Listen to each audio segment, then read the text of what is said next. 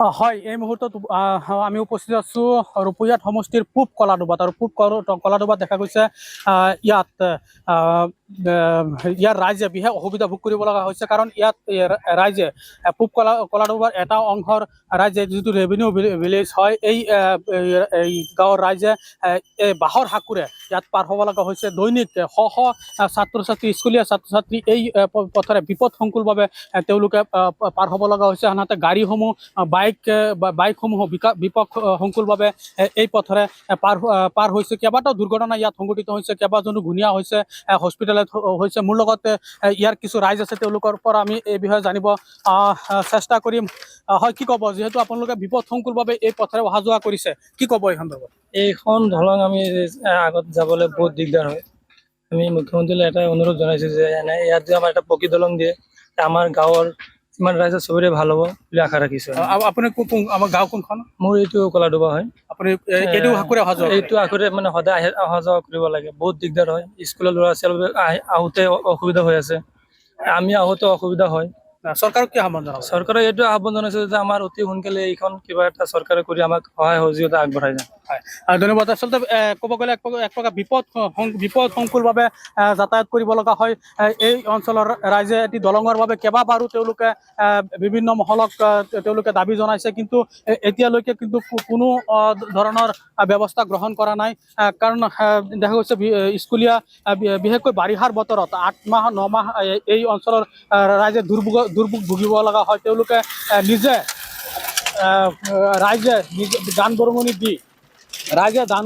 দি তেওঁলোকে এই দলংখন, এই বাঁহৰ সাঁকোখন বনাই আৰু তেওঁলোকে এই বাঁহৰ সাঁকোৰে অহা যোৱা কৰিব লাগে। ৰাইজৰ বৰঙণিৰ দ্বাৰাহে এই সাঁকোখন বনোৱা হৈছে। মোৰ লগত আৰু এজন আছে, তেখেতৰ পৰা জানিব চেষ্টা কৰিম। হয়, কি ক'ব এই সন্দৰ্ভত? হয়, আমি বাৰম্বাৰ আমি আমাৰ আগৰ বিধায়ক আমিনুল ইছলাম চাহাবকো জনোৱা হৈছিলে।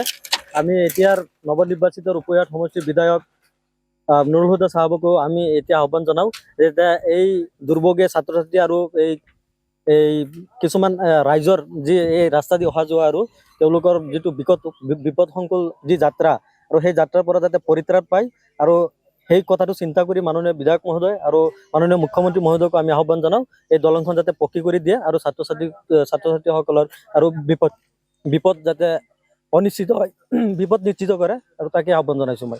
কি ক'ব, এই সাঁকোখন কোনে বনাইছে? কোনে? এইটো আমাৰ এই উত্তৰ ফালৰ ৰাইজসকলে মিলি, এই মথাউৰি উত্তৰ ফালৰ ৰাইজসকলে মিলি যিবিলাক মানে বানাক্ৰান্ত ৰাইজ, আৰু এই ৰাইজবিলাকে মিলি তেওঁলোকে অলপ 10 টকা 20 টকা 100 টকাকৈ যোনে যিমান পাৰিছে আৰু এনেকৈ সাহায্য তুলি পেলাই এই মানে স্থানীয় ৰাইজৰ সহযোগত এই বাঁহৰ সাঁকোখন নিৰ্মাণ কৰা হৈছে। কোনো প্ৰশাসনে নাই অনুদান দিয়া নাই, প্ৰশাসনৰ পৰা কোনো অনুদান নাই, কোনো বিধায়কৰ পৰা কোনো আঁচনি পুঁজি একো পোৱা নাই। চৰকাৰক কি আহ্বান জনাব? চৰকাৰক এটাই আহ্বান জনাইছোঁ যে এই ছাত্ৰ ছাত্ৰী আৰু এই দুৰ্ভোগীয়া ৰাইজখিনিৰ যাতে সহায় আৰু সহযোগিতা বিচাৰি তেখেতে যাতে অতি সোনকালে চৰকাৰ আৰু প্ৰশাসনে যাতে অতি সোনকালে পকী দলংখন নিৰ্মাণ কৰি দিয়ে। ধন্যবাদ আপোনাক। আচলতে দেখা গৈছে ইয়াৰ ৰাইজে বিপদসংকুলভাৱে যাতায়াত কৰিব লগা হয় এই বাঁহৰ সাঁকোৰে।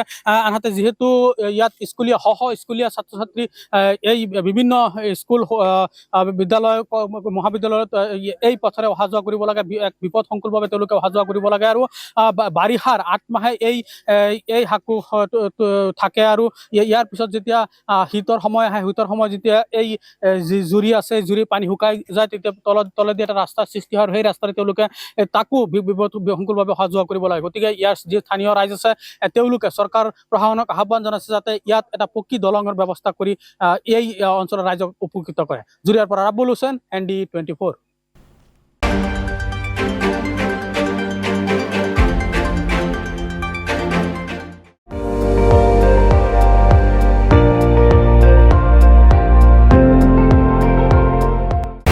আপুনি চাই আছে ND24, সৰ্বশ্ৰেষ্ঠ নহয় সৰ্বোত্তমৰ দৌৰত।